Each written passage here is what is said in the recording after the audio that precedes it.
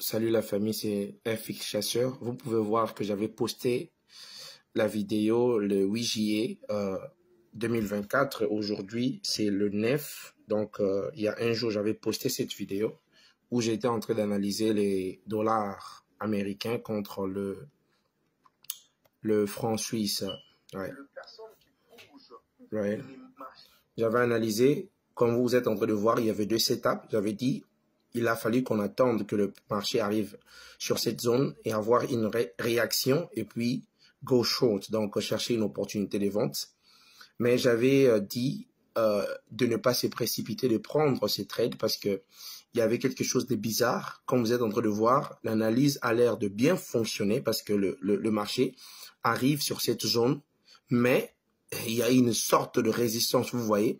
Il y a plusieurs doji, right? Il y a plusieurs doji. Quand nous avons des doji comme ça, des bougies doji, c'est seulement quelque chose qui indique l'indécision, right?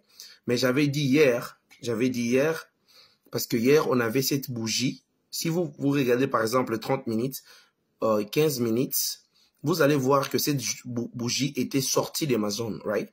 Mais j'avais dit, pour que cette analyse reste valide, il faut que nous puissions avoir un fake out.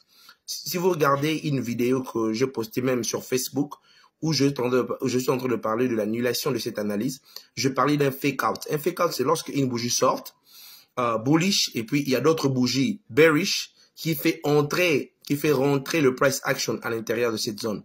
J'avais aussi dit, il faut attendre la fermeture de cette bougie des 4 heures. Parce que cette bougie des 4 heures était sortie de cette zone. J'avais dit, il faut attendre que la bougie des 4 heures puisse fermer à l'intérieur.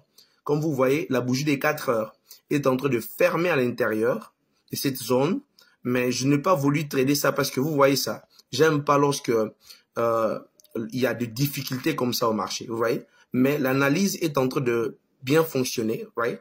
Si par exemple, vous avez un risque reward de 1 sur 1, vous pouvez profiter de ces trades, right?